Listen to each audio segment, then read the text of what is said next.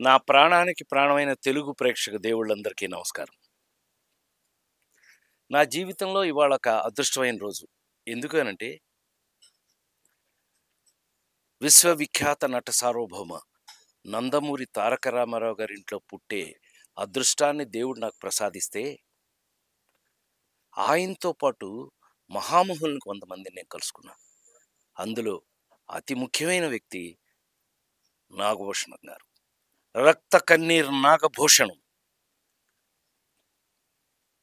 నాకు ఆయనకి చాలా దగ్గర పోలికేంటంటే, నేను కామెడీని హీరోయిజం చేశా. ఆయన విలనీలో కూడా కామెడీ చేశారు.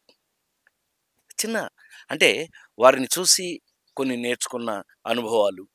మరి ముఖ్యంగా ఆయనకి చాలా గొప్ప పేరున్నది డబ్బింగ్‌లో.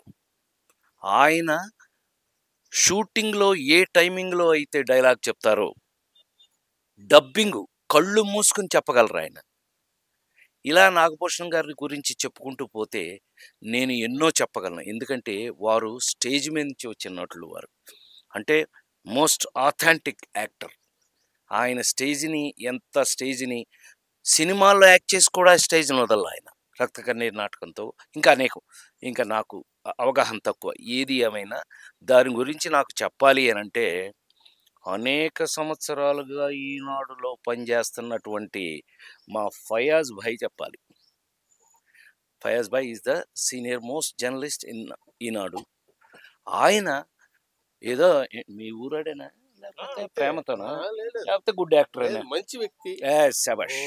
సో, ఆహ్, ఈ నటుడికే కాదు, వ్యాపారస్తుడికే కాదు, కళాకారుడికే కాదు, ఎవరికైనా సరే వాళ్ళ టాలెంట్‌తో పాటు వాళ్ళ మంచితనం అని ఇప్పుడు తను అన్నాడు చూడండి. ఆయన చాలా మంచి మనిషి అండి అని.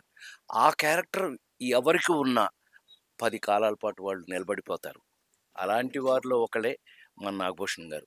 ఈవేళ నాగభూషణం గారి మీద మా ఫయాజ్ భాయ్ చక్కగా ఒక అద్భుతమైన పుస్తకాన్ని రాస్తే, ఏవండీ వాళ్ళ గుర్తులు మనకు తెలియాలి అనంటే ఇప్పుడు రామారావు గురించి గానీ, రంగారావు గారి గురించి కానీ, సావిత్రి గారి గురించి కానీ, సత్యనారాయణ గారి గురించి కానీ, గుమ్మడి గారి గురించి కానీ, నాగభూషణం గారి గురించి కానీ మనకు విషయాలు తెలుసుకోవాలని ఈ జనరేషన్‌లో మీ అందరికీ ఉంటుంది. కానీ ఎలా తెలుసుకోవటం? ఇలాంటి పుస్తకాల ద్వారా. So, thank you very much Fayaz bhai. మీరు నాగభూషణం గారి గురించి పుస్తకం రాసినందుకు. ఇవాళ ఆ పుస్తకాన్ని ఓపెన్ చేసే అదృష్టాన్ని నాకు నాగభూషణం గారి అబ్బాయి, వాళ్ళ అమ్మాయి అందరూ ఇక్కడే ఉన్నారు. వాళ్ళందరూ వచ్చి నా ఇంటికొచ్చి ఇవాళ ఈ పుస్తకం ఓపెన్ చేసే అదృష్టాన్ని నాకు కలిగించారు. ఇది నేను జీవితంలో ఎప్పటికీ మర్చిపోను. చాలా సంతోషం. మీరందరూ కూడా ఈ పుస్తకం చూసి, చదివి మీకు కలిగిన అనుభూతిని, ఆనందాన్ని అందరికీ పంచమని మనస్ఫూర్తిగా మనవి చేస్తున్నా. మీ రాజేంద్ర ప్రసాద్.